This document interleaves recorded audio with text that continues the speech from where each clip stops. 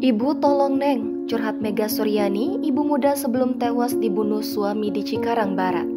Mega Suryani alias M, 24 tahun sempat curahkan isi hati ke ibu sebelum tewas dibunuh suaminya sendiri, Nando 25 tahun.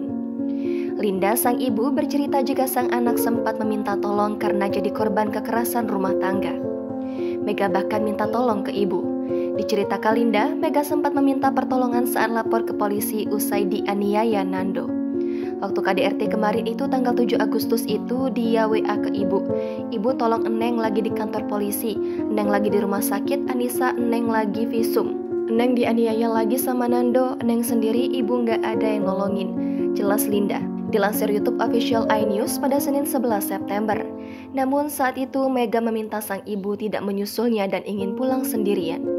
Setelah sampai di rumah, Mega lantas menceritakan kondisi yang dialaminya hingga melaporkan ke pihak kepolisian. Mega saat itu juga sempat memikirkan kedua anaknya yang berada dengan suaminya tersebut. Kendati begitu, sang ibu akhirnya menjemput kedua anaknya untuk tinggal di rumah ibunya terlebih dahulu. Tak hanya itu saja, terkait isu Mega tengah mengandung anak ketiga. Linda mengatakan bahwa sang anak saat ini tidak sedang mengandung. Bahkan Mega sempat mengungkapkan kepadanya 2 anak sudah cukup. Sementara terkait kondisi kedua anak Mega usai sang ibu tewas, Linda mengatakan kedua anak sering menangis dan mencari keberadaan ibunya. Namun hal itu dikatakan Linda tidak terlalu dikhawatirkan.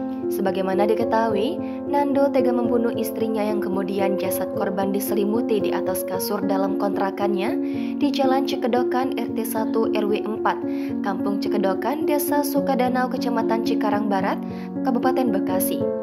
Adapun motif Nando menghabisi nyawa istri dijelaskan AKP M Said Hasan karena sakit hati dimaki-maki dengan penghasilan yang lebih tinggi dibandingkan dirinya.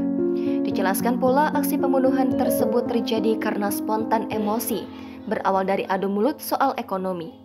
Kendati demikian, akibat perbuatan tersebut Nando terancam hukuman 20 tahun penjara dan maksimal hukuman seumur hidup. Dijelaskan AKP M Said Hasan kejadian tersebut dilakukan oleh Nando pada tanggal 7 September lalu. Setelah membunuh sang istri, Nando menyerahkan diri ke Polsek Cikarang Barat bersama kedua orang tuanya.